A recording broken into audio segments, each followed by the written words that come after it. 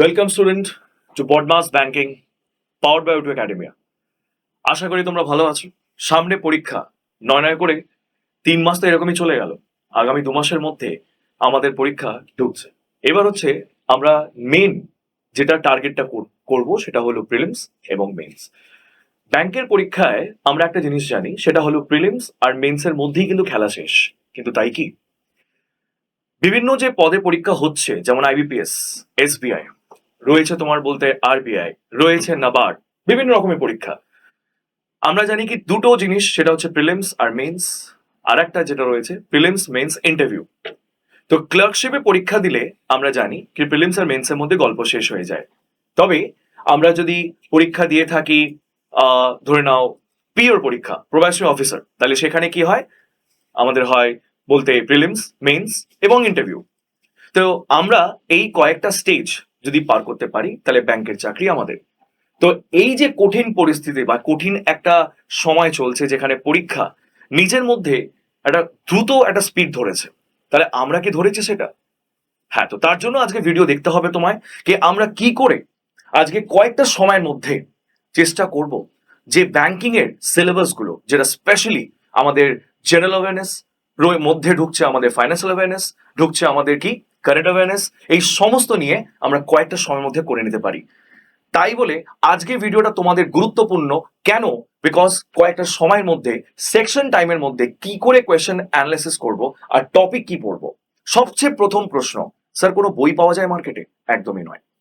Trending question change হচ্ছে। And তোমরা জানো অবশ্যই কি অনলাইন পরীক্ষা যখন আমরা দিই, তখন এই কোয়েশ্চেনটা একদম নিমেষে 2 সেকেন্ডের মধ্যে অ্যাপিয়ার থেকে ডিসঅ্যাপিয়ার হয়ে যায়। তার মানে আমরা কোয়েশ্চেনটা ভুলে যাই। কিন্তু সেই কোয়েশ্চেনটা কোনো কি বইতে ছাপা হয়? না, অবশ্যই নয়। তো সেকশন টাইমিং ব্যাপারটা যখন থেকে শুরু হয়েছে, আমরা কিন্তু নিজেকে চেঞ্জ করেছি কি? তো ব্যাস, আজকে আমরা সেই জায়গাটা দেখবো কি ওভারঅল আমরা কি কি জিনিসগুলো চেষ্টা করব করার, অ্যান্ড কটা সময়ের মধ্যে আমরা ব্যাংকের সিলেবাস গুলো শেষ করব, স্পেশালি আমাদের জেনারেল অ্যাওয়ারনেস এর মধ্যে, ফাইন্যান্সিয়াল অ্যাওয়ারনেস এবং আমাদের current awareness plus banking awareness, যেটা আজকে ক্লাস। তো আজকে আমরা ব্যাংকিং অ্যাওয়ারনেস দেখবো অবশ্যই। অ্যান্ড তোমরা যারা যারা বলতে পরিস্থিতির শিকার হয়েছো কিনা, কেসা ব্যাংকের পরীক্ষা হয়নি, হচ্ছে, সব কিন্তু চলে গেছে। নতুন আমরা শুরু করেছি, কেন কি ব্যাংকের notification already knocking at the door, টাক টাক, এই জায়গাটা কিন্তু আমাদের বুঝতে হবে। ব্যাস, তো চলো তাহলে দেরি না করে আমরা শুরু করি। ফার্স্ট অফ অল, আমরা বডমাস ব্যাংকিং এর মধ্যে কি পড়তে চলেছি? এপিসোড 1। তো সেই জায়গা আমরা এটাও দেখছি কি, দেখো এই যে আমাদের নকিং অ্যাট দ্য ডোর ব্যাপারটা বললাম যেটা, সেখান থেকে আমরা এটাও শুনলাম কি খুব তাড়াতাড়ি SBI 14,000 vacancy, I repeat 14,000, 14,000 vacancy কিন্তু ভিআর লাইক ক্লার্কের মধ্যে ঢুকছে।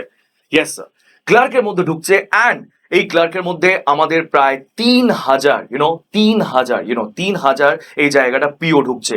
তার মানে ক্লার্ক আর পিও, ক্লার্ক আর পিও 3,000 টাকা দেবো না, তবে হ্যাঁ ভ্যাকেন্সি ক্রিয়েট করে চাকরি দেবো। অ্যান্ড এইটাই কিন্তু আমাদের এই সেন্ট্রাল ব্যাংকের একটা প্রতিশ্রুতি, যেটা চলছে এবং চলবে। তবে হ্যাঁ, আমি আবার বলছি, 18,000 টোটাল পোস্টের মধ্যে আমরা কি একটা হতে পারি না? 18,000 পোস্টের মধ্যে কি আমরা একটা চাকরি নিতে পারি না? অবশ্যই পারি। তবে 1:1 লড়াই অবশ্যই হবে। অ্যান্ড এই লড়াইয়ের জন্য আজকে আমি বলছি কি তোমরাও পারবে। অ্যান্ড হ্যাঁ, অবশ্যই সে ইয়েস টু 18,000 পোস্ট, যার মধ্যে ক্লার্ক অ্যান্ড পিও দুটোই ফাটাফাটি একটা সিচুয়েশন দাঁড়াবে। তবে আমি আবার বলছি, ক্লার্কের মধ্যে আমরা প্রিলিমস আর মেন্স দেখছি, এবং আমাদের বলতে পিওর মধ্যে আমরা দেখছি প্রিলিমস, মেন্স, ইন্টারভিউ। যদি ইন্টারভিউ তোমাদের দরকার হয় তো ইয়েস, দেখা করো না, চলো ইন্টারভিউ সেশনটাও নিয়ে নি তোমাদের সাথে অবশ্যই। তো চলো, এই সব তো দূর কি বাদ, আগে তো স্যার পরীক্ষায় পাস করি, অ্যান্ড পরীক্ষা পাস করার জন্য আজকে ভিডিওটা। চলো শুরু করি। বডমাস ব্যাংকিং এর মধ্যে আমরা কিন্তু কয়েকটা পরীক্ষা নিয়ে আলোচনা করছি, তবে স্পেশালি এসবিআইটা সামনে আছে, তাই বলে এসবিআইটাকে নিয়ে আমরা ফোকাস, ইয়েস ফোকাস। তো সেই জায়গা আমরা আগে দেখে নেব কি হোয়াট টু স্টাডি স্যার। আমরা যতই কিন্তু করি না কেন, একটা স্টাডি যখন আমরা শুরু করছি, তার মানে একটা ফোকাস শুরু করছি। তো ফোকাসের মধ্যে আগে জানবো কি আমরা ব্যাংকিং অ্যাওয়ারনেস কোথায় থেকে শুরু করব, কি শুরু করব স্যার, সব কিছু আলোচনা হবে হ্যাঁ তোমাদের এই ভিডিওতে বডমাস ব্যাংকিং। তো প্রথমে আমরা আলোচনা করবো, চটপট শুরু করে নি কারেন্ট অ্যাফেয়ার্স। এই কারেন্ট অ্যাফেয়ার্সের মধ্যে আমাদের আহামরি কিছু পড়তে হবে না, তবে কিন্তু গত 6 মান্থসের মধ্যে ডেটাগুলো অবশ্যই পড়বো।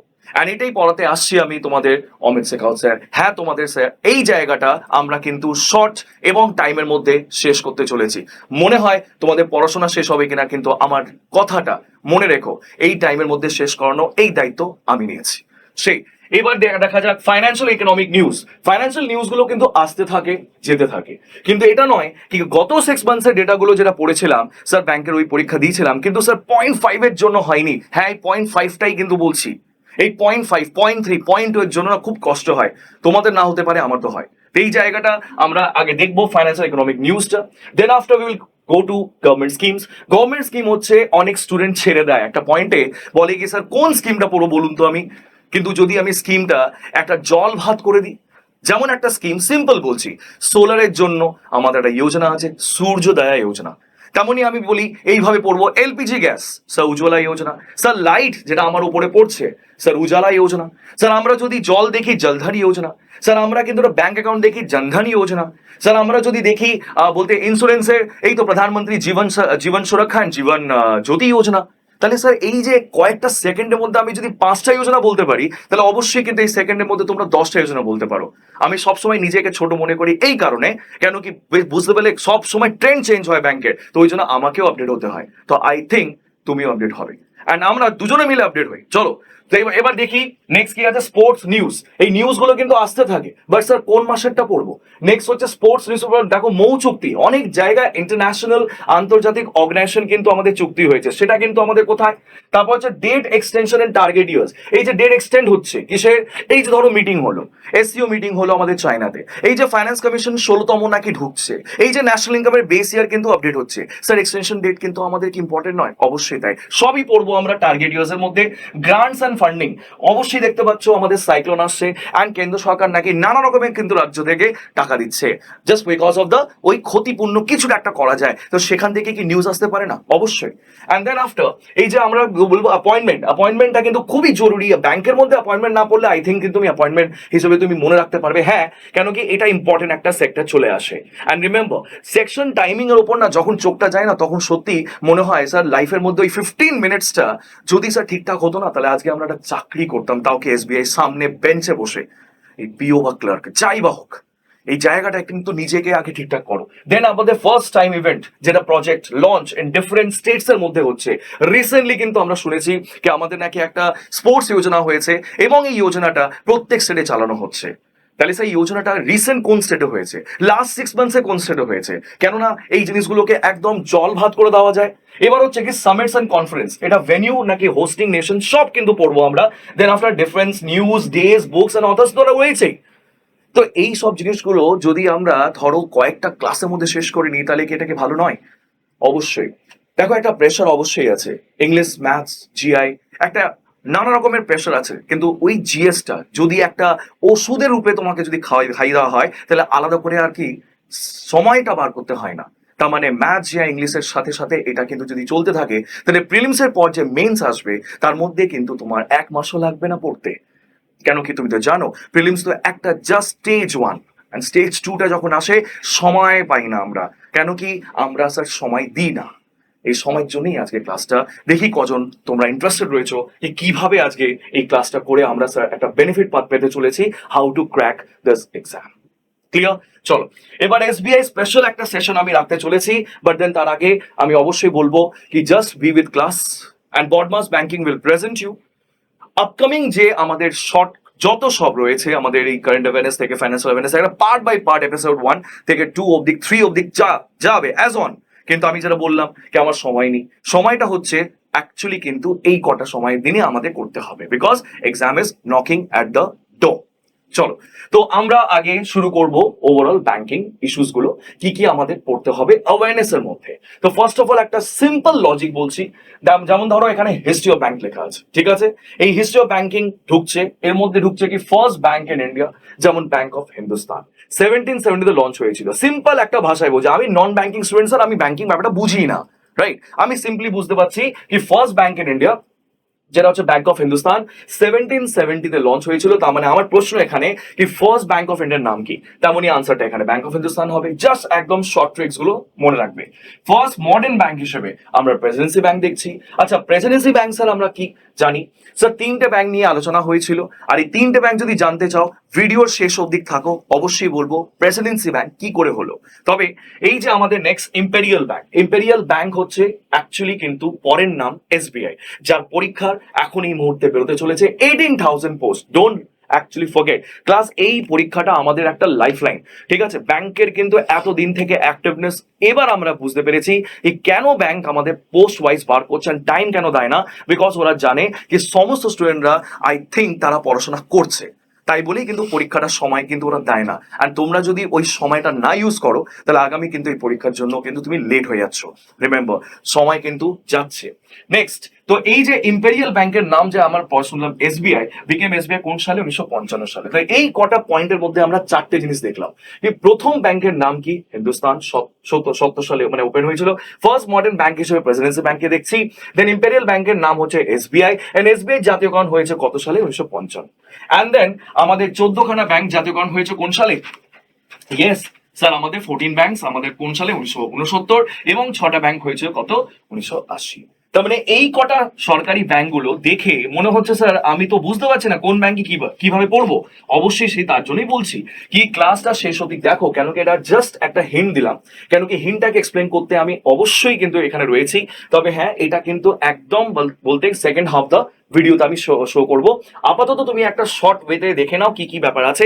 এবার এখান থেকে একটা যদি প্রশ্ন করি, লাইক আমাদের imperial bank of India nationalised and renamed as dash.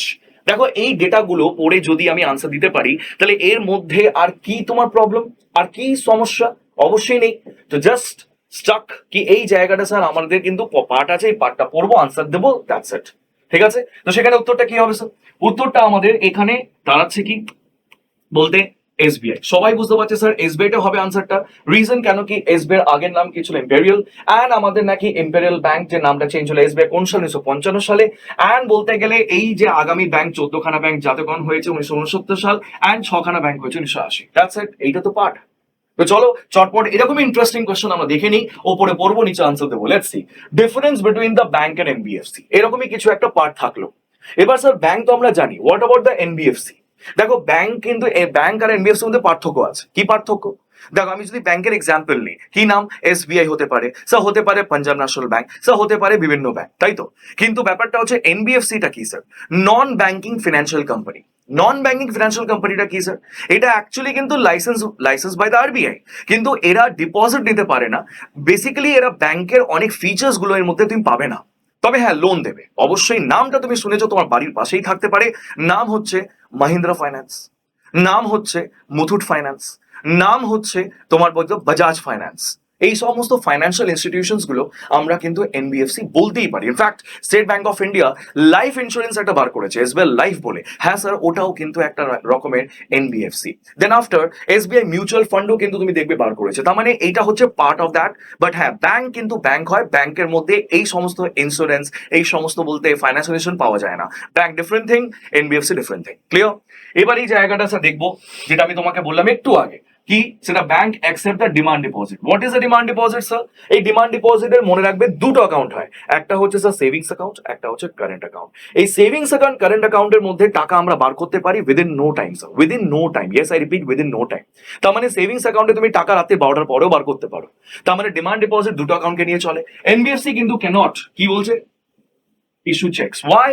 আমি তো আগেই বললাম এনবিএফসির কাছে কিন্তু ব্যাংকের ফিচার্স হয় না স্যার, ব্যাংকের ফিচার্স কিন্তু তার কাছে নেই, রাইট? তো সেই ক্ষেত্রে আমরা কি বললাম? Bank are the part of the payment system, yes, আর NBFC are not the both regulated by the RBI, yes.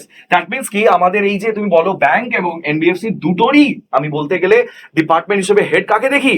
RBI কে। বাট দেন স্যার দুটোর মধ্যে ডিফারেন্সটা হচ্ছে কি ব্যাংক হ্যাজ নো মানে like NBFC has no features like a bank.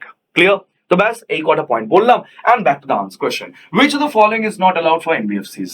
তো NBFC কোনটা আমাদের নাকি অ্যালাউড নেই? তো কি বলবে আনসারটা? সি, বলো। তো কমেন্ট বক্সে কমেন্ট অবশ্যই করবে, কিন্তু আনসার অবশ্যই কিন্তু accept the demand deposit, because demand deposit কখনো কিন্তু এনবিএফসি অ্যাকসেপ্ট করতে পারে না। আর এই যে আমাদের বলতে সেভিংস অ্যাকাউন্ট এবং কারেন্ট অ্যাকাউন্ট, এই দুটো হচ্ছে আমাদের ডিমান্ড ডিপোজিটের পার্ট, ইজন্ট ইট? তো তো ব্যাস এই হচ্ছে পয়েন্ট, এই পয়েন্টের বাইরে কিছুই নেই। ওকে, চলো তো কেননা আমরা কোয়েশ্চেনটা এইভাবেই পড়ি, হ্যাঁ কয়েকটা পয়েন্ট নিয়ে কয়েকটা কোয়েশ্চেন, তাহলে কি হলো ব্যাপারটা, আমাদের কিন্তু জানতে ইচ্ছে করছে এই জিনিসগুলো কি কি আছে, রাইট? তো চলো আগে ভেরি ইজি, মানে আমি জিনিসটা বোঝাচ্ছি ইজিলি, যা তাহলে এই যে আমরা কোয়েশ্চেন নাম্বার 3 তে যাচ্ছি, দেখো সিম্পলি মনিটারি পলিসি কি? স্যার মনিটারি পলিসি এরকম একটা পলিসি যেটা আরবিআই কন্ট্রোল করে। স্যার কেন কন্ট্রোল করে, এই পলিসিটাই বা কেন দরকার পড়ে? রিজন বিকজ আমাদের ভারতে ইনফ্লেশন বলে একটা পার্ট হয়। ইনফ্লেশন মানে হচ্ছে মুদ্রাস্ফীতি। তো মুদ্রাস্ফীতি যে ইনফ্লেশনটা হয় সেটা কিন্তু আমাদের মানেটা কি হয়? মুদ্রাস্ফীতি মানে হচ্ছে যেখানে টাকার মূল্য কমবে জিনিসের দাম বাড়বে। আই রিপিট, টাকার মূল্য কমবে জিনিসের দাম বাড়বে। তাহলে এই জায়গা মুদ্রাস্ফীতি যেটা বাড়ে আর কমে সেটা একটা পলিসির মাধ্যমে আরবিআই কন্ট্রোল করে। এক কথায় বললাম কি পলিসির মাধ্যমে আরবিআই কন্ট্রোল করে, তার নাম হচ্ছে মনিটারি পলিসি। তো মনিটারি পলিসি কনসেপ্টটা কি? অ্যাকচুয়ালি ইনফ্লেশন কন্ট্রোল করে, গ্রোথ কন্ট্রোল করে। গ্রোথ কিন্তু আমাদের দায় বলতে জিডিপির গ্রোথ। তো এই সমস্ত মানে ব্যাপারটা মনিটারি পলিসি যে দেখে, ঠিক আছে, কনসেপ্ট কিন্তু আমাদের কোয়েশ্চেন যদি জিজ্ঞেস করে কি আমাদের policy concept given by hmm, তাহলে answer will be of course the RBI. And দেখো এই পলিসির মাধ্যমে ধরো হয় না, যেমন বলতে গেলে একটা মেকানিক যখন কোন একটা গাড়ি ঠিক করে তাহলে দেখবে তার ব্যাগের মধ্যে অনেক রকমের ইনস্ট্রুমেন্ট পাওয়া যায়, হ্যাঁ ওই ইনস্ট্রুমেন্টের মাধ্যমেই কিন্তু গাড়িটা ঠিক হয়। তাই বলে মেন টার্গেটটা কি স্যার? আমাদের এই RBI Reserve Bank of India সে চেষ্টা করে কি ইনফ্লেশনটাকে কন্ট্রোল করবে। তো ইনফ্লেশনটাকে কন্ট্রোল করার জন্য যে পলিসিটা ফলো করে, তাহলে পলিসির ভেতরে কি আমাদের ইনস্ট্রুমেন্ট গুলো থাকবে না? এই ইনস্ট্রুমেন্টের নামগুলো তুমি শুনেছো অবশ্যই। রেপো রেট যেমন CRR, SLR decided by the MPC. MPC তুমি জানো আরবিআই রেগুলেট করে, তার মানে কি বলতে এই সব ইনস্ট্রুমেন্ট গুলো আমরা পড়তে চলেছি, right? To control the inflation RBI follow করে মনিটারি পলিসি, রাইট? তো এইটুকু তো আমরা ক্লিয়ার কি স্যার মুদ্রাস্ফীতি বলে একটা জিনিস হয় যেটা রেগুলেট করে স্যার আমাদের RBI through which policy sir monetary policy. And আমাদের এই কোয়েশ্চেন কি বলছে, monetary policy in India is formulated by, দেখো simple questions, monetary policy formulate কে করে স্যার? অফকোর্স আরবিআই করে। এর মধ্যে কি হাতি ঘোড়া রয়েছে? তা আমরা কি ব্যাংকিং এর কোনো একটা কি কোয়েশ্চেন্স নিয়ে কি আলোচনা করতে পারি না, বলতে পারি না হ্যাঁ স্যার আমি পারবো, এইটাই তো করতে করতে করতে তারপর দেখা গেল কি স্যার আমি তো পাশই করে গেলাম পরীক্ষায়। তো ব্যাস সিস্টেম্যাটিক্যালি যদি নন ব্যাংকিং স্টুডেন্টও হও তুমি, তাহলে এখানে এইসব তো সিম্পল জিনিসগুলো তো বুঝে করাই যেতে পারে, রাইট? চলো এবার আসি কোয়েশ্চেন নাম্বার নেক্সট, আমরা পয়েন্ট নাম্বার 4 কি বলছে? এমপিসি যেটা আমি একটু আগে বললাম ফুল ফর্ম হচ্ছে মনিটারি পলিসি। তো মনিটারি পলিসি একটা কমিটি ফর্ম করেছে, কেমন? তো দেখো একটা দুর্গাপুজো আমাদের বছরে হয়, তাই না? এই দুর্গাপুজো বছরে যেটা হয় দেখবে প্রত্যেকটা প্যান্ডেলে একটা কমিটি হয়। আর এই কমিটি কিন্তু কি কেন হয়, কেন কি পুজোটা যেন ভালোভাবে এবং কিন্তু কোনো রকমের কোনো ঝামেলা যেন না হয়। তো কেন না আরবিআই একটা কমিটি ফর্ম করুক, কেন? ইনফ্লেশনটা কন্ট্রোল করার জন্য। তো ইনফ্লেশন আমি একটু আগে বললাম, কন্ট্রোল করার জন্য যে কমিটি দরকার হয় সেটাকে বলা হয় মনিটারি পলিসি কমিটি। আর মনিটারি পলিসি কমিটিতে মেম্বার কজন আছে? 6 জন আছে স্যার। ইয়েস। আর এই 6 জন মেম্বার মিলে মেন টার্গেটটা কি করছে? ইনফ্লেশন কন্ট্রোল করা। মেন আমি আবার বলছি শুরু থেকে শেষ, ইনফ্লেশনকে কন্ট্রোল করার জন্য আমরা দায়িত্ব দিচ্ছি এদেরকে। তো সেই জন্যই বললাম কি পলিসি হিসেবে কিন্তু রেপো রেট তুমি দেখো ইনস্ট্রুমেন্ট একটা আছে, তেমনি সিআরআর আছে, তেমনি দেখো আরবিআই কন্ট্রোল এসএলআর আছে, তেমনি আমাদের এমএসএফ রেট আছে। এই সব রেট গুলো আমরা জানবো, কেননা একটু হোল্ড করে বুঝি জিনিসটা স্যার কি বলতে চাইছেন, অবশ্যই বলবো। তো সেখানে আমরা দেখবো কি স্যার এই যে রেপো রেট ব্যাপারটা কি, rate at which RBI lends loan to public মানে ব্যাংক। দ্যাট মিনস কি আরবিআই যখন আমাদের লোন দেয় কাকে স্যার? ব্যাংকে। ইয়েস, শর্ট টার্মের জন্য। ভালো করে শোনো, শর্ট টার্মের জন্য। তাহলে তুমি আমাকে বলো কি যখন আমাদের আরবিআই লোন দেবে ব্যাংকে, তাহলে ব্যাংকে সুদ দেবে না একটা আরবিআই কে? তোমরাই যে ব্যাংকে থেকে লোন নাও, তাহলে তোমরা কি সুদ দাও না? অবশ্যই দাও। তাহলে ব্যাংক বলতে গেলে যে সুদটা দেবে আরবিআই কে, সেই সুদটাই তো হলো রেপো রেট। তার মানে হলো কি স্যার এই রেপো রেট কনসেপ্টটা যদি বলি, এইটা কেন স্যার আমাদের আরবিআই ফলো করে জানো? কেন? অ্যাকচুয়ালি ব্যাংক যখন আমাদের কি করবে ইন্টারেস্ট দেবে আরবিআই কে, তাহলে লোনটা যে আরবিআই দিল ব্যাংকে, তাহলে ব্যাংক কি বলতে কোনো রকমের কি সম্পত্তি বা লিকুইড কি রাখবে না? লিকুইড ইন দ্য সেন্স কি বন্ধক। এবার বন্ধক হিসেবে যদি ব্যাংক কিছু রাখে, তাহলে লিকুইডটা আমাদের কার কাছে চলে গেল? আরবিআই কাছে। এবার বলবে স্যার লিকুইড মানে কি? লিকুইড মানে বেসিক্যালি আমাদের এরকম একটা জিনিস যেটা হতে পারে তোমার কাছে রয়েছে এন্ড তুমি যখন তখন সেটাকে ক্যাশে কনভার্ট করতেই পারো, রাইট? ফর এক্সাম্পল ধরো তুমি এখন যে ক্লাসটা দেখছো আমার, তুমি ধরো হতে পারে একটা সোনার আংটি পড়েছো, তো সোনার আংটিটা কি স্যার? বেসিক্যালি একটা লিকুইড ইন ফেভার। এবার ধরো তুমি একটা বাড়িতে বসে আছো, বাড়ির দলিলও আছে, দলিলটা এখনই স্যার লিকুইড করতে পারি, লিকুইড ইন্টু ক্যাশ করতে পারি। আচ্ছা তোমার বলতে এই পার্সের মধ্যে কি রয়েছে? তোমার একটা ব্যাগ রয়েছে তো, মানি ব্যাগ, ওর মধ্যে কি ডেবিট কার্ড নেই, এটিএম কার্ড নেই? অবশ্যই আছে স্যার। ডেবিট কার্ডটা আমরা যখন এটিএম এ যাবো অ্যান্ড জাস্ট একটা সোয়াইপ করবো, তাহলে দেখবে টুক করে টাকা চলে এলো, তাই না? তার মানে কি হলো কি, বেসিক্যালি আমাদের ডেবিট কার্ডটা আমরা ইনসার্ট করলাম অ্যান্ড যেটা বেরোলো সেটা ক্যাশ। তার মানে লিকুইড টু ক্যাশ হলো তো স্যার।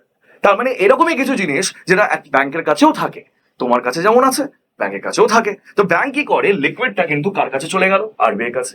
দ্যাট মিনস কি, ব্যাংক লিকুইড দিল আরবিআই কে, অ্যান্ড ব্যাংক সুদ দিল আরবিআই কে, অ্যান্ড এবং আরবিআই লোন দিল ব্যাংকে। তার মানে আলটিমেটলি লিকুইডটাকে অ্যাবজর্ব করার জন্য এই রেপো রেটটা আমাদের ইউজ করে আরবিআই। তার মানে লিকুইডটা চলে গেল কার কাছ থেকে, ব্যাংক থেকে আরবিআই কাছে। তো এরকমই একটা জটিল জিনিসগুলো শিখতে ক্লাসগুলো দেখো, ইন্টারেস্টিং ব্যাপার করব, বোঝাবো। তবে হ্যাঁ, এরকম জিনিসগুলো বুঝে অবশ্যই কমেন্ট বক্সে কমেন্ট করবে স্যার আমি বুঝেছি। ক্লিয়ার? তো চলো এবার এই জায়গাটা স্যার, ব্যাংক আমাদের যে লিকুইডটা আরবিআই কে দিল, তার মানে আরবিআই যে লিকুইডটা অ্যাবজর্ব করলো, তো সেই ক্ষেত্রে কি হলো, আমাদের ইনফ্লেশন কন্ট্রোল হলো। তো এই ইনফ্লেশন কন্ট্রোল করার জন্য রেপো রেটটা বাড়ানো কমানো হয়। তো এই যে repo rate is the rate at which dash কি হবে, yes the RBI lends loan to bank. এই অপশনটাই আমরা ধরে নেবো। তো দেখো আমরা একটা ডেটা পড়লাম এন্ড ডেটা থেকে কোয়েশ্চেন চলে গেল। So this is how will going to complete the questions, in fact the total chapters topics. ঠিক আছে, চলো next one. All India financial institutions. All India financial institutions, আমি একটু আগে বললাম কি ফাইন্যান্সিয়াল ইনস্টিটিউশনস গুলো কাকে বলবো স্যার, ওই তো তোমার বাড়ির পাশে যেটা রয়েছে, ওই Muthoot finance, Mahindra finance, Bajaj finance and all this. তো সেই সব জায়গা আমরা কিন্তু অবশ্যই এই যে আমাদের বডমাস অ্যাপের মাধ্যমে জানবো অনেক কিছু। কিন্তু কি বলতো, অনলাইনের মধ্যে যেটুকু বলা হয় সেটুকু কিন্তু অফলাইনের মধ্যে তার থেকে বেশি বলা হয়। আন্ডারস্টুড? তো আমি চাইছি ফেস টু ফেস যদি একটা কথা বলা হতো না, তাহলে এই যে তোমার বাড়ির সামনে ব্যাপারটা আমি ডিটেলস বলতে পারতাম। দেখো সময়ের কিন্তু সমস্যা, আর কি বলতো, তোমাদের নেটের একটা ইস্যু। স্যার নেট কত ঘাটবো স্যার আমি, আর আপনার বা কথা শুনতে গেলে আপনার সাথে যদি দেখা করতে চাই বা আপনার এই ক্লাসটা করতে চাই, তাহলে কেন না একটা ফেস টু ফেস চ্যালেঞ্জ হোক। তাই বলে তুমি অফলাইন কিন্তু অবশ্যই কিন্তু আসো, ব্যাক বা অলরেডি কিন্তু ব্যাংক আমাদের ব্রাঞ্চ যেটা চলছে এখন এই মুহূর্তে, ব্রাঞ্চ অ্যাডমিশন চলছে। ঠিক আছে, ইফ ইউ ওয়ান্ট কি স্যার অনলাইনে ক্লাস তো করছি, কিন্তু স্যার যদি অফলাইনে একটু যদি 2 মাস বা 3 মাস বা 4 মাস বা 2 মাস যাই হোক, হোয়াট এভার ইউ টেক করা যেত, তাহলে কাম অন, কেন কি অলরেডি 2টো ব্যাচ ফর্ম হচ্ছে অ্যান্ড আফটার দ্যাট তুমি কিন্তু ওই পার্টটা নিচ্ছ। তবে আমি আবার বলছি, অনলাইনে যতটা ইনফরমেশন আমি দিচ্ছি তার থেকে বেশি চেষ্টা করব অবশ্যই। কিন্তু হ্যাঁ, তোমরা যারা নতুন আছো আগে বোঝো, আগে জানো ব্যাংকে, তারপর যে যোগাযোগটা বাকিটা আমি বলে দেবো। কিন্তু হ্যাঁ, অবশ্যই আজকে ভিডিওটা দেখো, লেটস সি। তো চলো, তো এই জায়গা আমরা দেখতে পারবো অল ইন্ডিয়া ফাইন্যান্সিয়াল ইনস্টিটিউশনের কনসেপ্টে, যেটা আমরা দেখতে পাচ্ছি নাবার্ড রয়েছে, সিডবি রয়েছে, এক্সিম রয়েছে। আচ্ছা, এই নাবার্ড, সিডবি, এক্সিম এই নামগুলো কিন্তু একটু আলাদা লাগছে না? যদিও এটা ব্যাংক, তবে এই ব্যাংকে তোমরা কিন্তু কোনো লোন তুলতে পারবে না, না যেতে পারবে, না ব্রাঞ্চ আছে, কিচ্ছু না। তার মানে ব্যাপারটা হচ্ছে এই ব্যাংকটা স্পেশাল ব্যাংক একটা। এই স্পেশাল ব্যাংক বলতে এটা কাকে হেল্প করে, তোমাদের মতো মানুষকে? একদমই নয় স্যার। যারা কৃষক, বেসিক্যালি যারা ডেভেলপমেন্ট করতে চায় এগ্রিকালচারের, তার জন্য লোন দেবে নাবার্ড। তেমনই কিন্তু দেখো সিডবি রয়েছে, ছোটখাটো শিল্প যা উন্নয়ন করতে চাইছে তাদেরকে লোন দেবে সিডবি। তেমনই এক্সিম ব্যাংক, নামটা তো শুনেছো, এক্সপোর্ট অ্যান্ড ইম্পোর্ট ব্যাংক। তারা কাকে লোন দেবে, রপ্তানি আমদানি যারা করে, স্পেশালি এক্সপোর্ট ইম্পোর্ট, তাদেরকে লোন দেবে। তা বললাম না তোমাদের জন্য অ্যালাউড নেই ব্যাংকে, মানে স্পেশাল সেক্টর ব্যাংক এসব। ঠিক আছে, এই ব্যাংকের ডিটেলসটা পড়বো, আর ছোট্ট করে দেখো লিখে দিচ্ছি, নাবার্ড এগ্রিকালচারের জন্য, সিডবি এমএসএমইর জন্য। আচ্ছা, এমএসএমইটা নিয়ে আলোচনা করবো, এটা কিন্তু অনেক বড় একটা পার্ট, ওই জন্য বলছি অফলাইনে আসো, তাহলে এমএসএমইটা ডিটেলস আমি তোমাকে পড়াবো। তবে হ্যাঁ, একটা জিনিস, অনলাইন ক্লাস চলছে, চলবে। তবে হ্যাঁ, এই জিনিসগুলো যদি জানতে চাও প্লিজ কমেন্ট বক্সে কমেন্ট করো, তাহলে অবশ্যই ইনফরমেশন আমি দেবো, কিছুটা যতটুকু হলো আমি দেবো। এবার হচ্ছে কি, এক্সিম ব্যাংক কিসের জন্য স্যার? ট্রেডিং এর জন্য, মানে কি যদি কোনো ব্যবসা হয় তাদের জন্য। তা আমরা সিম্পলি একটা লজিক বুঝলাম অ্যান্ড দেন ডিরেক্টলি কোয়েশ্চেনে চলে এলাম, NABARD mainly deals with dash, that's it. কি বলবো, তো দেখো এখানে আমি নাবার্ড কি বলেছিলাম, এগ্রিকালচার। দেখো তো কোথাও এগ্রিকালচার অপশনে আছে? Yes sir, that's it, agriculture finance. তো সিম্পলি আমি কি বললাম, জিনিসগুলো পড়ো, কোয়েশ্চেন দাও, আনসার দাও। আর বেশি কিছু জানি না স্যার, একটা ছোট্ট করে ওয়ার্ড দেখবো অ্যান্ড দেন আনসার দেখবো, হয়তো গেল। এর মধ্যে তো ব্যাংক কেন, আরো অনেক পরীক্ষা স্যার পাস করা যেতে পারে, রাইট? তো শুরু তো করি আগে, লেটস সি। চলো নেক্সট আমরা যাবো স্যার কি, অল ইন্ডিয়া ফাইন্যান্সিয়াল আমরা দেখলাম।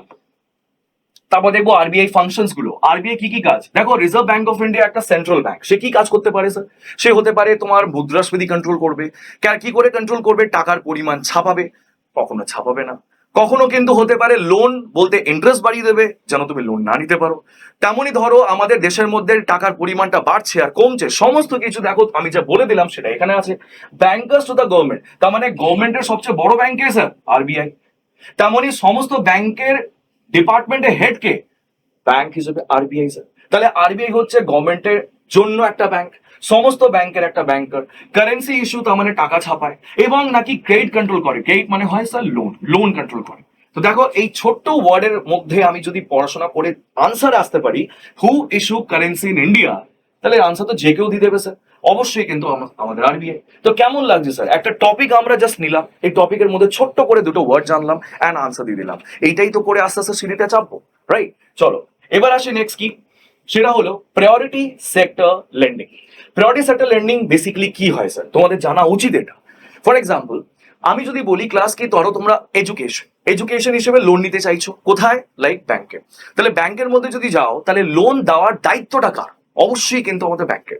তাহলে এই দায়িত্ব হিসেবে আমাদের আরবিআই কি করেছে, প্রত্যেকটা ব্যাংকে বলে দিয়েছে এই সেক্টর লেন্ডিং এ তোমাকে লোন দিতেই হবে, তুমি যতই লস অফ প্রফিট করো, আই ডোন্ট কেয়ার। তো এই জায়গা কোন কোন সেক্টরে ব্যাংকে লোন দেওয়া উচিত, তো ফার্স্ট হিসেবে দেখি আমরা প্রথমে education, sir housing, sir MSME, sir agriculture, almost এই যে মানে এই টোটাল সেক্টরস আমরা যদি বলি, এর মধ্যে ব্যাংকে লোন দিতেই হবে, তোমার কিন্তু লস ও প্রফিট হোক। এই পিএসএল প্রায়োরিটি সেক্টর লেন্ডিং এর মধ্যে ব্যাংকের কাছে ধরো 100 টাকা আছে, সেই 100 টাকার মধ্যে কত পার্সেন্ট দিতে হবে লোন, মানে কি এত পার্সেন্ট আমি লোন দিতে রাজি আছি। কেন? কেন কি আমার যে ওপরে বসে আছে আরবিআই, সে বলেছে প্রত্যেকটা ব্যাংকে যে লাইসেন্স নিয়েছে তাকে 40% কিন্তু পিএসএল এ টাকা রাখতেই হবে, মানে টাকা লোন দিতেই হবে। তো দেখো পিএসএল কি স্যার, একটা সেক্টর যার মধ্যে কিন্তু সমস্ত মানুষেরা লোন নেয়। কোন কোন সেক্টর? Agriculture, MSME, education, housing, and 40% কিন্তু ব্যাংক লেন্ডিং দেবে, এটা কম্পালসারি। তো দেখো আবার কোয়েশ্চনে আসি, PSL target for bank is dash. PSL কত? প্রায়োরিটি সেক্টর লেন্ডিং আমাদের টার্গেট ব্যাংকের জন্য কত? C the answer 40%, that's it. কিছু হাতি ঘোড়া রয়েছে। এবার যদি আমি বলি পিএসএল ব্যাপারটা কি স্যার, পিএসএল স্যার এরকম একটা সেক্টর যেখানে কিন্তু আমাদের ডিফারেন্ট সেক্টরস এর মধ্যে কিন্তু ব্যাংকে লোন দিতে হয়, এন্ড সেটা 40% হয়, এন্ড সেটা আরবিআই বলেছে আমাদেরকে। হয়ে গেল পিএসএল একটা পার্ট, রাইট? চলো নেক্সট দেখি কি বলছে, মানি অ্যান্ড ক্যাপিটাল মার্কেট, তাই তো? এটা একটা নিজের মধ্যে বড় মার্কেট। এবার ধরো আমরা ছোটবেলা থেকে টাকা মানে রাখতে আসছি, কোথায় রাখতে আসছি স্যার? ব্যাংকে, স্যার পোস্ট অফিস। আমরা তো জানি পোস্ট অফিস একটা মানে বলতে ডিপার্টমেন্ট হয়, যেটা গভর্নমেন্ট ডিপার্টমেন্ট, সেখানে লোকেরা টাকা রাখে, অ্যান্ড আমাদের ব্যাংকেও টাকা রাখে। ফর দ্যাট কাইন্ড ইনফরমেশন, আমি জাস্ট তোমার ইনফরমেশনের জন্য জাস্ট শেয়ার করছি এটা। আচ্ছা বলো তো, ব্যাংক অ্যান্ড পোস্ট অফিসের মধ্যে পার্থক্যটা কি? পার্থক্য হচ্ছে এটাই কি, পোস্ট অফিস আর ব্যাংক, ব্যাংক কিন্তু আমাদের রেগুলেট কে করে? আরবিআই। কিন্তু পোস্ট অফিসকে রেগুলেট করে স্যার একদম সবচেয়ে বড় টপে যে বসে আছে, সে কে? Government of India, ministry of finance. তার মানে হলো কি, আমরা যদি আইপিও মানে ইন্ডিয়ান পোস্ট অফিস দেখি, তার উপরে কে বসে আছে? ওই তো বললাম, government of India under ministry of finance, মানে অর্থ মন্ত্র, তাই তো, গভর্নমেন্ট অফ ইন্ডিয়া। আর আমি যদি বলি স্যার ব্যাংকের ওপরে কে বসে আছে, ব্যাংকের ওপরে বসে আছে আরবিআই, রাইট? তাহলে এই দুখানা ডিপার্টমেন্টে আমরা যদি দেখি, কনসেপ্টটা কি দাঁড়াচ্ছে? কনসেপ্ট এটা দাঁড়াচ্ছে স্যার কি, এখানে আমাদের আরবিআই বলতে কে রেগুলেট কাকে করে? ব্যাংকে। আর এই যে government of India ministry of finance মানে অর্থ মন্ত্র, কাকে কন্ট্রোল করে? পোস্ট অফিসকে। স্যার ইন্টারেস্ট কে বেশি দেয়? সো অবশ্যই পোস্ট অফিস ইন্টারেস্ট বেশি দেয়, অবশ্যই, ঠিক আছে। আর আরবিআই কে ইন্টারেস্ট বেশি দেয় না, ব্যাংকের মাধ্যমে যেটা আমরা টাকা রাখি সেভিংস অ্যাকাউন্টে, দেয় স্যার কত পার্সেন্ট? আমি যদি এসবিআই এর কথা বলি, আমি অ্যাভারেজ ধরলাম 3%, যদিও দেয় না এত, 2.5 সামথিং দেয়। তবে কিন্তু পোস্ট অফিসের মধ্যে যদি সেভিংস অ্যাকাউন্ট ওপেন করি, তাহলে 4% ইন্টারেস্ট। তাহলে বলো কোথায় টাকা রাখবে, ব্যাংক না পোস্ট অফিসে? স্যার আমি তো ব্যাংকে টাকা রাখবো। কেন? পোস্ট অফিস বেশি দিচ্ছে, তুমি রাখবে না কেন? স্যার তার কিন্তু না ব্যাংকিং ফিচার্স, ব্যাংকিং ফেসিলিটিস গুলো যেটা আমরা পাই সেটা ওখানে পাই না। ফর এক্সাম্পল, আমি পাই না স্যার হঠাৎ করে যে ক্যাশটা লিকুইড করবো, বলুন তো কোথায় যাব? স্যার আমি তো এটিএম এ যাবো, তো বলুন তো পোস্ট অফিসের এটিএম আছে? আমি যদি বলি হ্যাঁ আছে, আর এই এটিএম এর নাম হচ্ছে ইন্ডিয়ান পোস্টাল পেমেন্ট ব্যাংক। আর এই এটিএম কিন্তু তোমাদের আশেপাশেই আছে, কিন্তু কম আছে। কম বলতে, যেখানে 10টা বলতে গেলে ব্যাংক এটিএম খুলবে, সেখানে কিন্তু 1 থেকে 2টো, তার মধ্যেও কিন্তু অ্যাক্টিভ কিন্তু কয়েকটা নয়। ওই কারণে মানুষেরা স্টিল একটা কি বলতো, মনের একটা হয় না কি, ক্ষোভ জমে গেছে না, পোস্ট অফিসে স্যার সেভিংস অ্যাকাউন্টে টাকা রেখে আমি টাকা তুলতে পারি না। তো এখানে ব্যাপারটা কি দাঁড়াচ্ছে, তার মানে কি পোস্ট অফিস আর ব্যাংকের মধ্যে পার্থক্য আছে স্যার, ইয়েস, এটা আমরা আজকে জানলাম, রাইট? তো সেখানে আমি তোমাকে বলছি কি, এই জায়গার পরেও আর কি কোনো টাকা রাখা যাওয়া যায় স্যার? ইয়েস, আসে। কোথায়? Share market. শেয়ার মার্কেট বলতে অ্যাকচুয়ালি কিন্তু পার্ট অফ ক্যাপিটাল মার্কেট কি বলা হয়, ঠিক? আর একটা পার্ট হয় মানি মার্কেট। তো এই যে আমাদের শেয়ার মার্কেট লোকেরা বলে ক্যাপিটাল মার্কেটকে বলা হয়, আর মানি মার্কেট যে পার্টটা তুমি দেখছো, এটা কিন্তু আমাদের একটা মার্কেট, তবে এটা আরবিআই কন্ট্রোল করে স্যার। এবং এই ক্যাপিটাল মার্কেটের ওপরে ডিপার্টমেন্ট হিসেবে কে বসে আছে? সেবি। আমি এই পার্টটাই নিচে লিখছি, ভালো করে দেখবে। তার মানে কি, একটা হয় ক্যাপিটাল, একটা হয় মানি মার্কেট, তাই তো? এই ক্যাপিটাল মার্কেটের ওপরে কে বসে আছে আবার বলছি, সেবি। তার মানে সবারই ডিপার্টমেন্ট একটা হেড আছে। আর এখানে স্যার আরবিআই মানি মার্কেট। তার মানে কি আমরা পরে বুঝতে পারলাম কি স্যার আমাদের কিন্তু এই টাকা পোস্ট অফিস আর ব্যাংক ছাড়াও আমরা রাখতে পারি কোথায়? ইয়েস, দ্য ক্যাপিটাল মার্কেট যা রেগুলেটরি বডি আলাদা, অ্যান্ড সাম মানি মার্কেট যা রেগুলেটরি আলাদা। তো সিস্টেম্যাটিকলি আমরা বুঝলাম এটা কি আমাদের টাকা রাখার জায়গা অনেক আছে। ব্যাস এই পয়েন্ট থেকেই বুঝলাম কি দেখো এই মানি অ্যান্ড ক্যাপিটাল মার্কেট এই ব্যাপারটা এটা শর্ট টার্ম হয়। শর্ট টার্ম বলতে গেলে দেখো এই money market short term. Short term ক বছর হয় স্যার? 1 বছর। 1 বছরের মধ্যে কত দিন হয় আমরা সবাই জানি? 365, তাই তো? না স্যার, এটা 364 হবে। এই হিসেবে তোমার ম্যাচুরিটি হবে টাকা। তুমি যদি টাকা এখানে রাখো তাহলে এই যে মানি মার্কেটের মধ্যে 1 বছরে 364, আর ক্যাপিটাল মার্কেটের মধ্যে তোমার শর্ট টার্ম মানে 1 বছর থেকে 3 বছর, বা তুমি তার বেশিও রাখতে পারো, রাইট? তো দেখো সেটা তো লেখা আছে কি শর্ট টার্মের ক্ষেত্রে আমাদের লেস দেন 1 ইয়ার, রাইট? আর ক্যাপিটাল মার্কেট কি হয়? লং টার্ম হয় স্যার, দেখো 1 থেকে 3 বছর। অ্যান্ড এই রেগুলেটরি বডিকে ফুল ফর্মটা বললাম কেন কি সেবি দেখো নিচে লিখেছিলাম, এই সেবির ফুল ফর্মটা কি? Security and exchange board of India. তার মানে বাংলা ভাষা যদি বলি ব্যাংকের বাবা হলো আরবিআই, তেমনই কিন্তু শেয়ার মার্কেটের বাবা হলো সেবি, তেমনই কিন্তু আমাদের এই যে পোস্ট অফিসের মেইন ডিপার্টমেন্ট হলো গভর্নমেন্ট অফ ইন্ডিয়া। তো সবারই এক একটা ডিপার্টমেন্ট আছে। এই ডিপার্টমেন্টটা যদি আমি না জানি তো টাকাটা রাখবোই বা কি করে? এবার আমি যদি বলি কি এই সমস্ত ডিপার্টমেন্টের বাইরেও একটা ডিপার্টমেন্ট আমরা শুনছি, ইন্স্যুরেন্স বলে একটা ডিপার্টমেন্ট আছে। তো স্যার ইন্স্যুরেন্সের বাবা তাহলে কে? ইন্স্যুরেন্সের বাবা যদি বলি এখানে ব্যাপারটা শোনো, সেটা হচ্ছে IRDAI, রাইট? IRDAI। তাহলে IRDAI হচ্ছে অ্যাকচুয়ালি ইন্স্যুরেন্সের ওপরে বসে আছে, তাই তো? তেমনই কিন্তু ব্যাংকের ওপরে আরবিআই বসে আছে, তেমনই কিন্তু আমাদের ক্যাপিটাল মার্কেটের ওপরে বসে আছে সেবি। তা আজকে আমরা কি শিখলাম? তিনখানা ডিপার্টমেন্টের স্যার কি কাজ, তাই তো? ইন্স্যুরেন্সের এইটা, ব্যাংকের এইটা, ওইটা সবই বুঝবো। আস্তে আস্তে করে খেলি না, চলো না। তবে এখানে এই ট্রেজারি বিল বলে একটা বিল রয়েছে। কোয়েশ্চেন হচ্ছে এই টি বিলটা স্যার কোন মার্কেটের পার্ট? স্যার এটা সেবির পার্ট, নাকি স্যার আরবিআই এর পার্ট, না পোস্ট অফিসের পার্ট? এইটাই তো স্যার ফাইন্যান্স মার্কেট। এইটা তো ঢুকছি আস্তে আস্তে আমি কি মার্কেটের ভেতরে স্যার আমি ডিফাইন করছি কোন মার্কেটটা কারণে পড়ছে। তো সেক্ষেত্রে আমাদের এই ট্রেজারি বিল অ্যাকচুয়ালি কিন্তু তোমাকে বলে দিই যখন আমি পড়াবো এটা মানি মার্কেটের মধ্যেই পড়াবো, তার মানে আনসার মানি মার্কেট হবে। তাহলে এই মার্কেটটা যখন আমি আস্তে আস্তে ভাঙবো তখন বুঝতে পারবে কার ভেতরে কোনটা ঢুকেছে। তো সেই জন্য এখন আপাতত আনসারটা মানি মার্কেট ধরে নাও, কেন কি মানি মার্কেটের মধ্যে টি বিলটা রয়েছে। ক্লিয়ার এটা? চলো নেক্সট এবার আসি। কোঅপারেটিভ ব্যাংক সবচেয়ে বড় একটা ব্যাংক যেটা মানুষরা জানি না।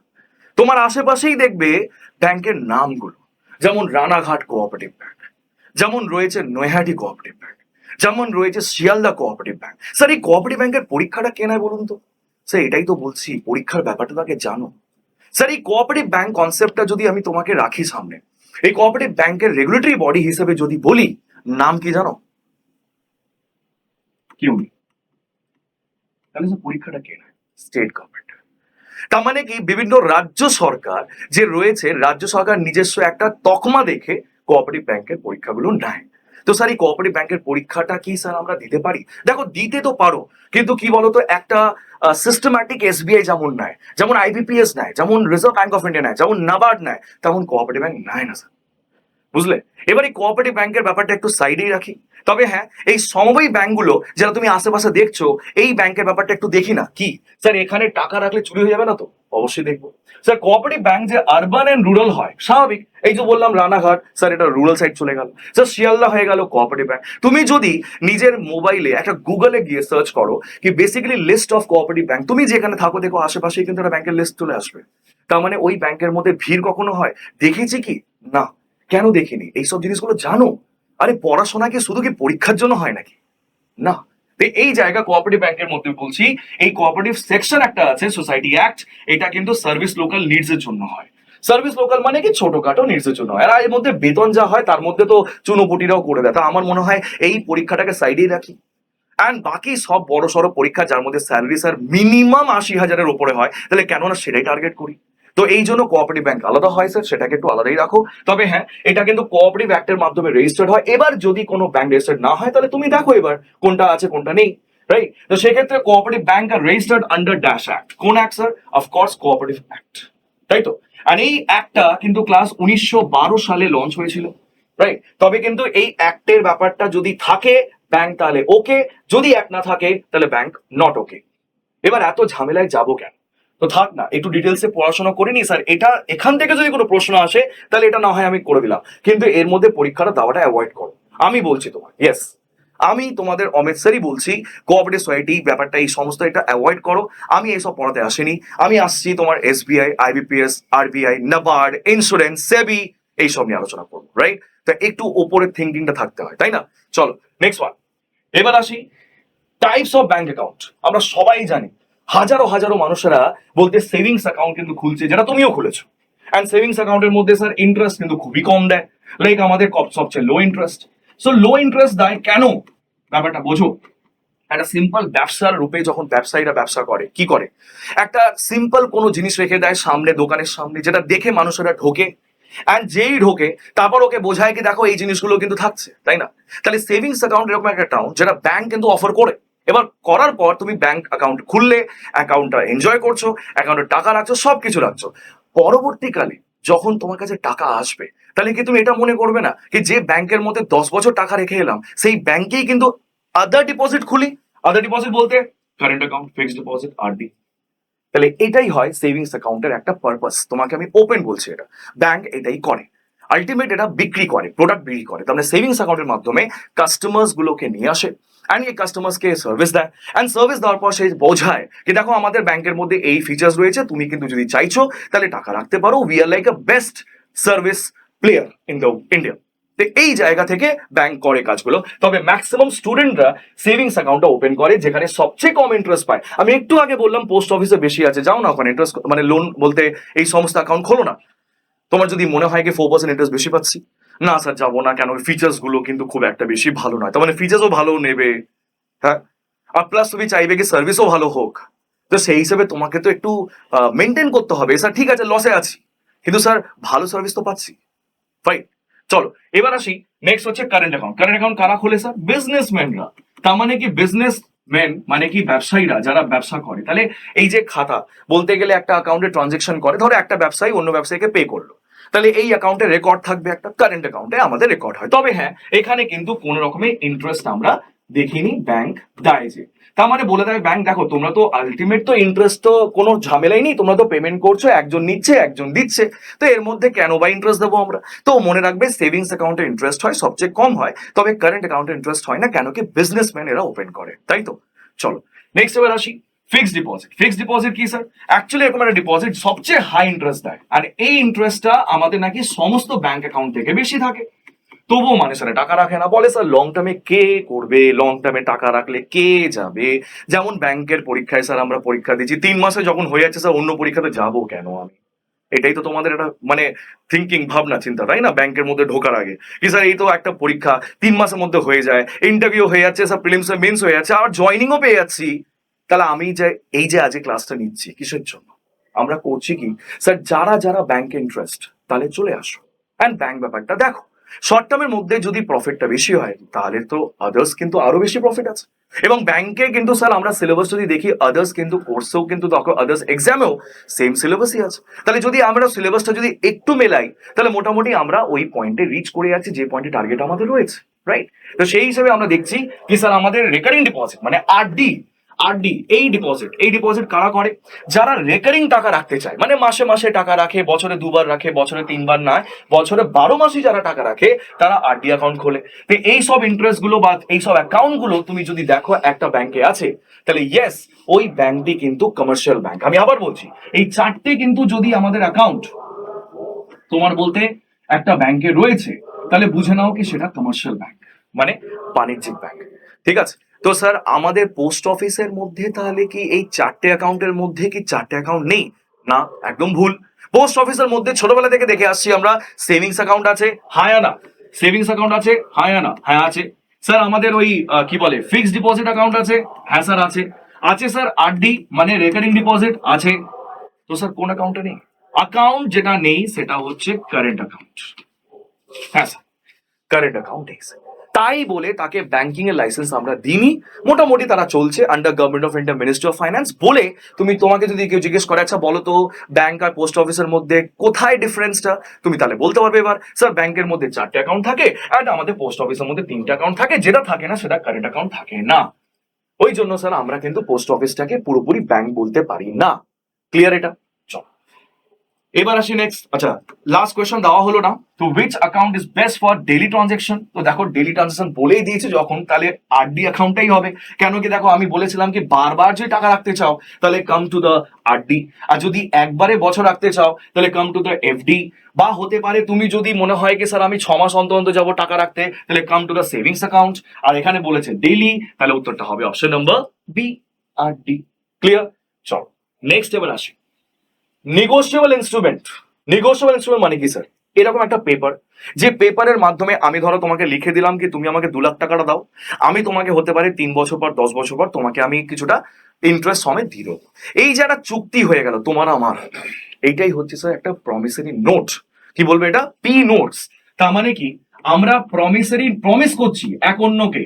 হ্যাঁ, ধরো আমি তোমাকে বললাম কি তুমি আমাকে কিছু টাকা দাও, আমি তোমার তার উপর ইন্টারেস্ট দেবো, সেটা আমার লিখিত একটা কাগজ রইলো, এটা হচ্ছে স্যার পি নোটস।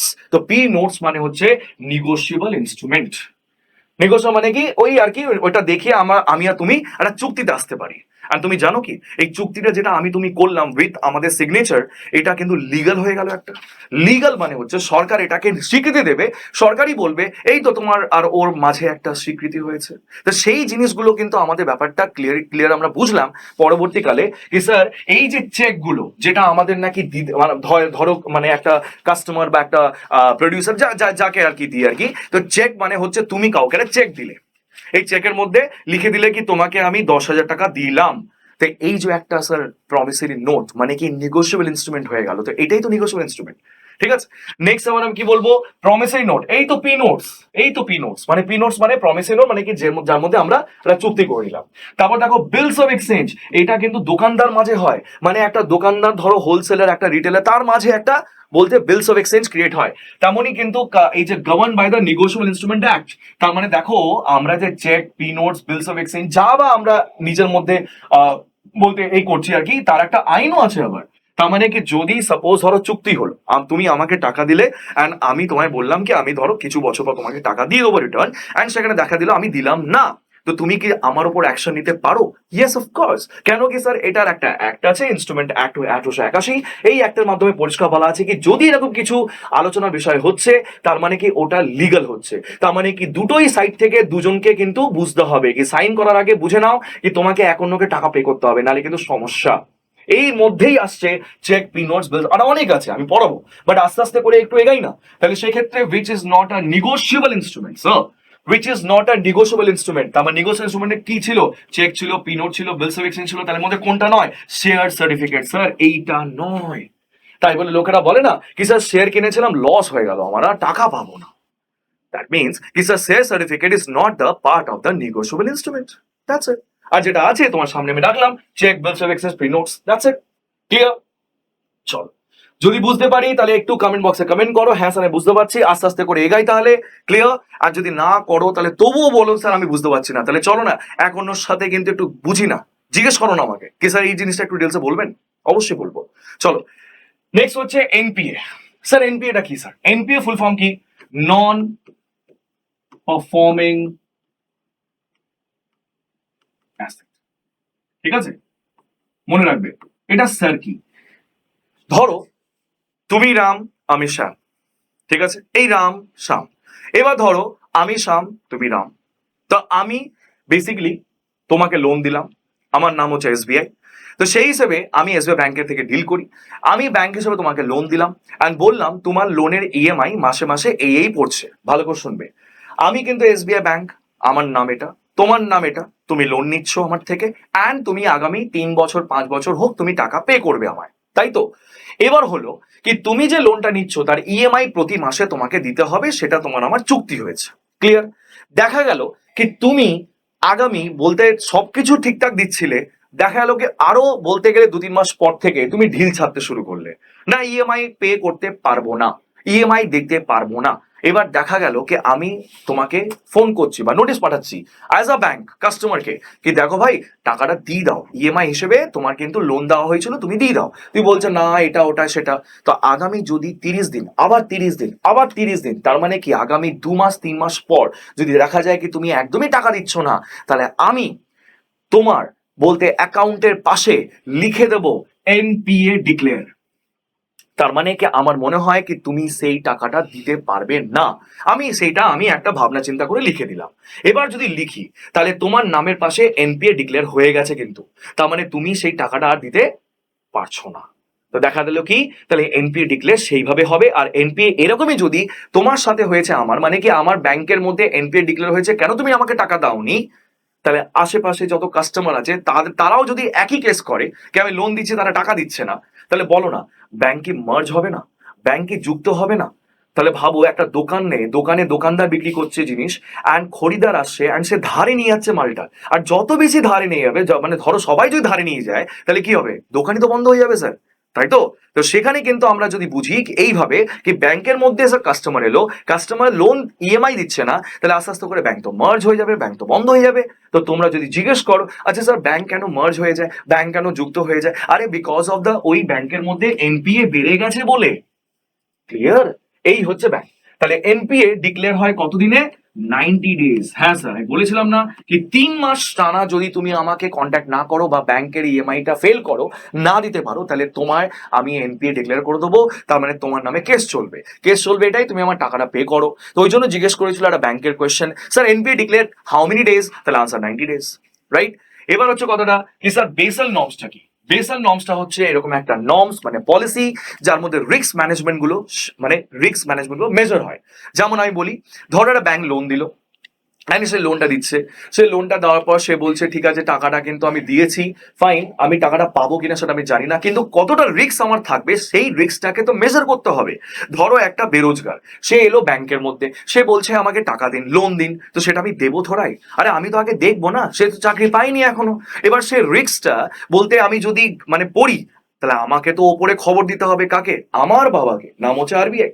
তো সেখানে কি হলো যে আমি যদি তোমাকে টাকা লোন দিই, তাহলে তার আগে আমাকে বুঝতে হবে কি তুমি কতটা ক্ষমতাবান কি তুমি টাকাটা দিতে পারবে লোন হিসেবে। তো ওই রিস্কটাকে মেজার করার জন্য আমরা দেখে থাকি বেসাল নর্মস। আমি চ্যাপ্টারের ব্যাপারটা ডিটেলসে এই জন্য বলছি কেন কি তোমরা যেন যখন পড়ো তখন মাথাটা এই জায়গা হিট করে। স্যার বলেছিলেন রিস্ক ম্যানেজমেন্টের জন্য বেসাল নর্মস, আর রিস্ক আর যদি লোনটা ফেল করে আর 90 দিনের মধ্যে টাকা না দেয় তাহলে ওটা এনপিএ। ব্যাস এই শর্ট কোডগুলো মনে রাখো যেন আমি জিনিসটা ক্লিয়ার করতে পারি, রাইট? তেমনই আমি যদি বলি এই যে এআরসিএন এনআরসিএল, এটা কি স্যার ওই যে মনে আছে যে আমরা বললাম কি লোন তোমাকে আমি দিচ্ছি, তাহলে তুমি আমার কাছে বন্ধক রাখবে না কিছু? হ্যাঁ স্যার, এই বন্ধকটা যেটা রাখছো তাহলে রিকনস্ট্রাকশন অ্যাসেট, যে রিকনস্ট্রাকশন মানে সম্পত্তিটা তুমি যেটা আমার কাছে রাখলে বন্ধক হিসেবে, তবেই তো লোনটা দিলাম। তাহলে ওর ক্ষেত্রে আমি পড়বো এআরসিএন এনআরসিএল, রাইট? তো আমি আবার বলছি ভালো করে শোনো, এনপিএ ডিক্লেয়ার হয় স্যার যখন আমরা ইএমআই দিতে পারি না। বেসাল নর্মস কিন্তু রিস্ক ম্যানেজমেন্টের জন্য। এআরসি আর এনআরসিএল স্যার শুধু রিকনস্ট্রাকশন অ্যাসেট গুলো যেটা তুমি আমার কাছে রেখেছিলে সেটা আমি এবার নিয়ে নেবো, আমি তোমায় দেবো না। একটাই কারণে দেবো না, রিজন একটাই, ওই যে বললাম কি এই অ্যাসেটটা আমি এই কারণে দেবো না কেন কি তুমি আমার টাকা পে করোনি, তুমি আমার টাকা লোন হিসেবে নিয়েছিলে, তুমি আমার এখনো পে করোনি, কারণ হচ্ছে এটাই। তাহলে বুঝতে পারছো তো, এক একটা ওয়ার্ড যখন নিয়ে খেলবো না আমরা, জাস্ট এক একটা ওয়ার্ডের মধ্যে বুঝে যাবো ব্যাপারটা কি, রাইট? তো চলো এবার আসি, সেটা হচ্ছে এনপিএ লোন আনপেড। আমি কি বললাম, 90 দিনের বেশি হয়ে গেলে কিন্তু আমাদের এনপিএ ডিক্লেয়ার হয়ে যাবে। বেসাল নর্মস কিন্তু ব্যাংকিং রেগুলেশনে চলে, রিস্ক ম্যানেজমেন্টের জন্য চলে। এআরসি হচ্ছে bad loan recover. Bad loan মানে ওকে যে লোনটা আমরা কিন্তু দিয়েছিলাম, কাস্টমার বলেছিল দেবো, আজকাল করছে, সে কিন্তু আমাদের পে করছে বা করবে, এইটা নিয়ে আমরা এআরসি দেখবো। আর এনএআরসিএল হচ্ছে ব্যাড ব্যাংক অফ ইন্ডিয়া। তার মানে কি যে বলতে গেলে টাকা যেটা আমরা পেতে চলেছিলাম ব্যাংক হিসেবে সেটা আর পাচ্ছি না। তো এই সব ওয়ার্ড গুলো কিন্তু ভালো করে জেনে নাও। এখান থেকে একটা question, loan become NP after how many days? এই তো বললাম, এই তো জাস্ট আমি বললাম loan become how many days, NPA কত হয় স্যার 90 ডেজ। দেখো কোয়েশ্চেন করতে কি এত সমস্যা হবে না, বলছি তো একবার জিনিসগুলো দেখো ডিটেলসে। অ্যান্ড আমি আবার বলছি চুপ করে থাকলে তো হবে না, কমেন্ট বক্সে কমেন্ট করো যেন আমি আরো ডিক্লেয়ার হিসেবে বলতে পারি হ্যাঁ হ্যাঁ এই ব্যাপার। ঠিক আছে, চলো নেক্সট ওয়ান। তো আশা করি অবধি বুঝতে পেরেছো। তাহলে ব্যাংকিং অ্যাওয়ারনেস এর মধ্যে সমস্ত কিছু আমি 2026-এর মধ্যে যে পরীক্ষাটা শুরু হচ্ছে, চলো একসাথে শুরু করি। আর এই অখ্যাতিদের পর আমরা যে ব্যাংকের পরীক্ষাটা দেখতে আসছি বা চলেছি, এটার মধ্যে আমরা শুরুটা ভালো যেন করি। এটার জন্য আজকে আমি তোমায় জাস্ট একটা স্টেটমেন্ট দিলাম, পড়ো, পড়াশোনা করো, ব্যাংকের চাকরি ভালোভাবে কিন্তু নাও। কেন কি এইবারে ভ্যাকেন্সি টোটাল 18,000, স্যালারি বলছি না, 18,000 পোস্ট। আন্ডারস্টুড? তো এখানে আমরা দেখতে পাচ্ছি কি স্যার ব্যাংকের মধ্যে ছোট্ট করে দেখিয়ে দিলাম হিস্ট্রি অফ ব্যাংকিং এর মধ্যে দেখো পরপর ছোট্ট করে কি এই ব্যাংক অফ হিন্দুস্তান কোন সালে 1770, ব্যাংক অফ বেঙ্গল 1806, কবে কবে কি ব্যাংক আমাদের সেট আপ হয়েছে, bank of Madras, out bank, আবার ফার্স্ট ইন্ডিয়ান ব্যাংক আমাদের 1894 সাল। নামটা এখানে লেখা নেই, আমি লিখে দিচ্ছি, নামটা হচ্ছে বেসিক্যালি কি the Punjab national bank. Clear? তেমনি আমি যদি বলি ফার্স্ট এটিএম যেটা খোলা হয়েছিল কত 27 সালে, তেমনি এইচএসবিসি ব্যাংক যে ব্যাংকটা এটিএম নিয়ে এসেছিল, তার মানে এটিএম খোলা হয়েছিল 1927 সালে ঠিকই, তবে কিন্তু অ্যাকচুয়ালি এইচএসবিসি ব্যাংক যে কিন্তু চায়নার ব্যাংক, নট আমাদের ইন্ডিয়ান ব্যাংক, সে অনেক আগে প্রপোজাল দিয়ে দিয়েছিল অ্যান্ড তাই বলে ফার্স্ট এটিএমটা এইচএসবিসি মানে Hong Kong Shanghai bank China, and এটা 1990 সাল। অ্যান্ড ফার্স্ট ব্যাংক যে এটিএমটা খুলেছিল সেটা আমি তোমাকে বলেই দিলাম, এইচএসবিসি। ক্লিয়ার? চটপট দেখে নিই, সেটা হলো কি ওই তো 1969 সালে 14খানা ব্যাংক জাতীয়করণ হয়েছিল। ফেজ 1-এ 50 কোটি টাকা ক্যাপিটাল ছিল 14খানা ব্যাংকের কাছে। 1980 সালে কিন্তু জাতীয়করণ হয়েছিল ব্যাংকগুলো, 6টা ব্যাংক ছিল। ফেজ 2-তে 200 কোটি টাকা নিয়ে। অ্যান্ড 1980 সালে বাকি যে 6টা ব্যাংক দেখছো সেম জিনিস লেখা আছে, যদিও কোনো সমস্যা নেই, তবে এটা সেম হবে। অ্যান্ড এই 1969 সালে আমরা দেখতে পারলাম, তার মানে কি ফেজ 1 ফেজ 2, ব্যাস এইটুকু মনে রাখবে। ফেজ 1-এ কিন্তু কটা ব্যাংক স্যার 14খানা, ফেজ 2-তে কটা ব্যাংক 6খানা, তার মানে টোটাল ব্যাংক স্যার 20খানা, রাইট? তাহলে এই যে ফেজ 1 আর যদি আমি ফেজ 2 মিলিয়ে দিই তাহলে কিন্তু মোটামুটি 20খানা সরকারি ব্যাংক জাতীয়করণ হয়ে গেছিল আনটিল 1980 সাল। ক্লিয়ার? তার মানে টোটাল কটা 20খানা ন্যাশনালাইজ ব্যাংক দেখতেই পাচ্ছ। আর যে ব্যাংকগুলো দেখতে পাচ্ছ মার্জ হয়েছে, যুক্ত হয়েছে, সেটা কিন্তু নামটা বলে দিচ্ছি। যেমন আমরা শুনলাম কি ওবিসি অ্যান্ড ইউবিআই, ভালো করে শুনবে, ওবিসি ইউবিআই ব্যাংক যেটা রয়েছে সেই ব্যাংকটা যুক্ত হয়েছে কার সাথে, পিএনবির সাথে।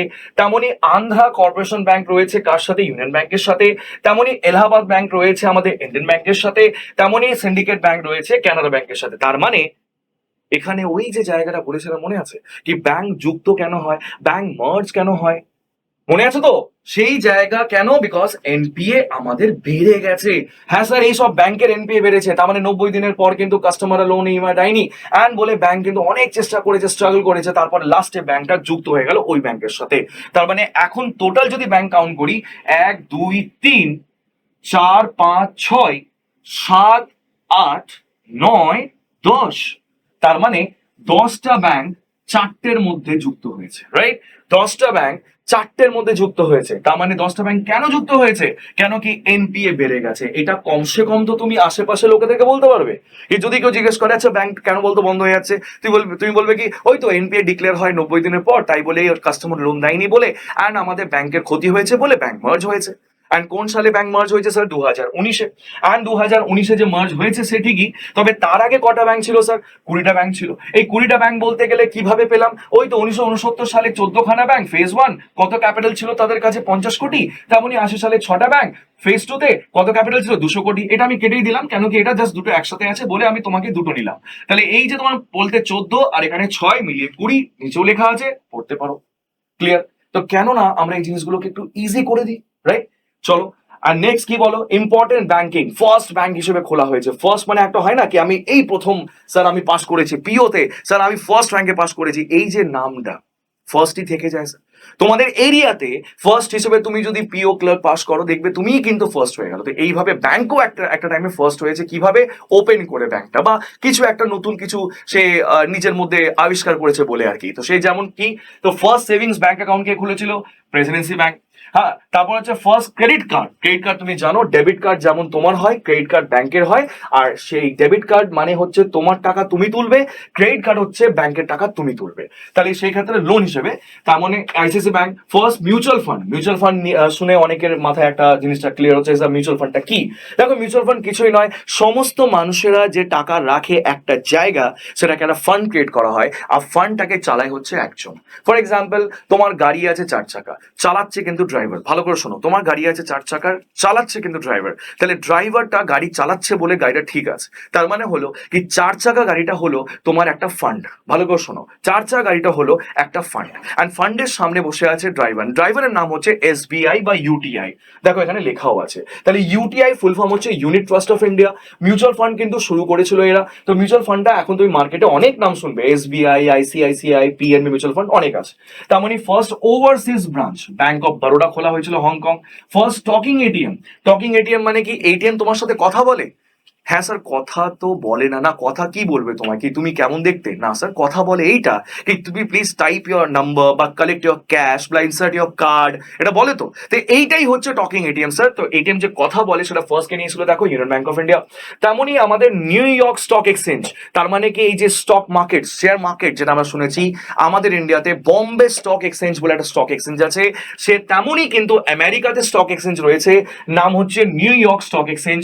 লিস্টেড রয়েছে আইসিআইসিআই ব্যাংক। আমি সরি, এটা ভুল লেখা আছে, এখানে হবে অ্যাকচুয়ালি, তোমাকে বলে দিচ্ছি, আইসিআইসিআই, রাইট? তাহলে আইসিআইসিআই ব্যাংক তুমি জানো নিউ ইয়র্ক স্টক এক্সচেঞ্জ যেটা আমেরিকাতে রয়েছে সেখানে লিস্টেড রয়েছে, সেখানে রেজিস্টার রয়েছে আমাদের এখানকার ব্যাংক, নাম হচ্ছে আইসিআইসিআই। তো এই ব্যাংকগুলো প্রাইভেট আর বাইরেকার সরকারি, ক্লিয়ার? তো সেইটাই বলছি তোমায়, এই পার্টগুলো কিন্তু একদম মানে ইন শর্টে মনে রাখবে। সেভিংস অ্যাকাউন্ট কে খুলেছে, ক্রেডিট কার্ড, মিউচুয়াল ফান্ড কে খুলেছে first, overseas, talking ATM, NYSE, এই সমস্ত। ঠিক আছে? তো বাই দ্য ওয়ে, এই জায়গাটা আমরা যা দেখলাম, ওভারঅল বুঝলাম সবই কিছু ডিটেলসে, তার কিন্তু আবার ডিসকাস করতে চলেছি। ইয়েস, অ্যান্ড ডিসকাশনটা চলবে, কন্টিনিউ চলবে। বাট দেন এই স্টিল পার্টটা কিন্তু তোমাদের জন্যই, পরীক্ষা কিন্তু সামনে আছে, ফর্ম ফিল আপটা অবশ্যই করো, কেন কি না করলে তাহলে এইসব করাটা বেকার। অ্যান্ড দেন আফটার আমরা আস্তে আস্তে করে এটাকে শেষ করবো। তো থ্যাংক ইউ টুডে, আজকে ক্লাসটা এখানে রাখছি। অ্যান্ড টিল দেন পড়াশোনা করো, অ্যান্ড 18,000 পোস্টটা প্লিজ ভুলো না, SBI PO and club. Thank you.